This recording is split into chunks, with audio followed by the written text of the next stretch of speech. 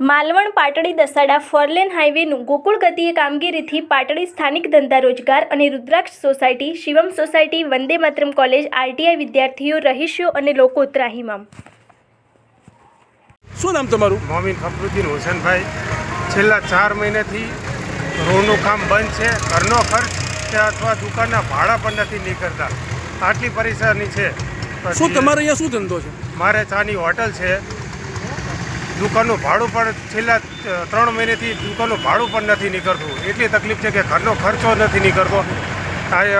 આ લાઈનની અંદર મિનિમમ 4 થી 5 તો દુકાન ખાલી પણ થઈ ગઈ કે જે ભાડા નથી ભરી શકતા. મારું નામ છે પરમાર ગોવિંદભાઈ. હું બીએસએફમાંથી રિટાયર પહોંચી છું અને હાલ આજીવિકા ચલાવવા માટે એક આ દુકાન કરી છે. પણ સરકારના આવા નિર્ણયથી અને આ કામગીરી જે ચાલુ છે એના કારણે અમારા ધંધા બિલકુલ ઠપ થઈ ગયા છે. જેના કારણે અમે વ્યાજે પૈસા લેવા મજબૂર બન્યા છીએ અને અમારા ધંધા બિલકુલ ચાલતા નથી. આ 20/11/2025ના રોજ ખોદકામ કરીને મૂકેલ છે, જેના 3 મહિનાથી ઉપર થઈ ગયું છે, છતાંય હજુ એ પૂરું કરતા નથી અને જેનાથી અમે બહુ ત્રાસ છીએ. આપણે એક્ઝેક્ટ પાટડી રુદ્રાક્ષ સોસાયટીની બહાર ઊભા છીએ અને જે આ પાટડીથી લઈ પાટડી માલવણથી લઈ અને દુધેશ સુધી અને પાટડીથી લઈને બહુચરાજી સુધી આ જે ફોર લાઇનનું કામગીરી આપી છે એ આશીષ ઇન્ફ્રોકોન પ્રાઇવેટ લિમિટેડ કંપનીને આ કામ આપવામાં આવ્યું છે.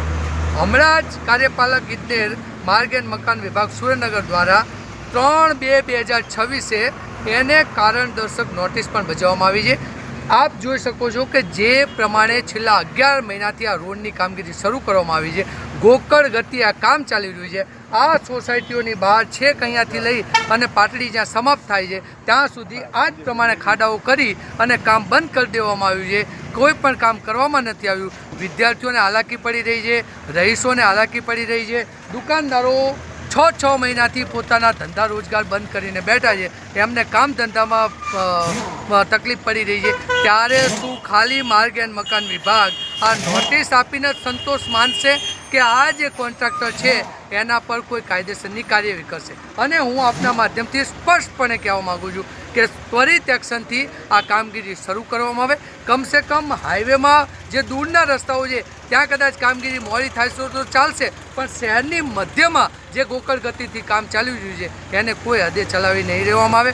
આવનાર સમયમાં આ દુકાનદારો માટે, રહેવાસીઓ માટે, સોસાયટીના રહીશો માટે અને વિદ્યાર્થીઓ માટે જે પ્રમાણે આખો વિસ્તાર એ અકસ્માતનું એક પ્રકારનું એપી સેન્ટર બની ગયું. આપ જોઈ શકો થોડા સમય પહેલાં પાણી પુરવઠાને ટેન્કર દ્વારા એક બાઇક ચાલકનો અકસ્માત થયેલો હતો.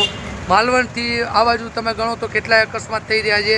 તમે સાવડાથી પેલી બાજુ જેના બાદ દસાડાની વચ્ચે ગણો તો અવારનવાર રાત્રિના સમયમાં અકસ્માત થઈ રહ્યા છે. તો આ તમામ બાબતોની ગંભીરતા લઈ તંત્ર ત્વરિત અસરથી એક્શનમાં આવે અને આનો નિકાલ કરે. અન્યથા જો આ બાબતનું યોગ્ય કાર્યવાહી નહીં કરવામાં આવે તો એક જનનો અવાજ બનવાનું કામ કોંગ્રેસ બનશે અને જે પ્રમાણેની જનતાનો અવાજ બની અને રોડ રસ્તા પર ઉતરી અને જો અમારે આંદોલન કરવું પડશે તો પણ અમે આંદોલન કરીશું. દુકાનવાળાની વેદના સાંભળો.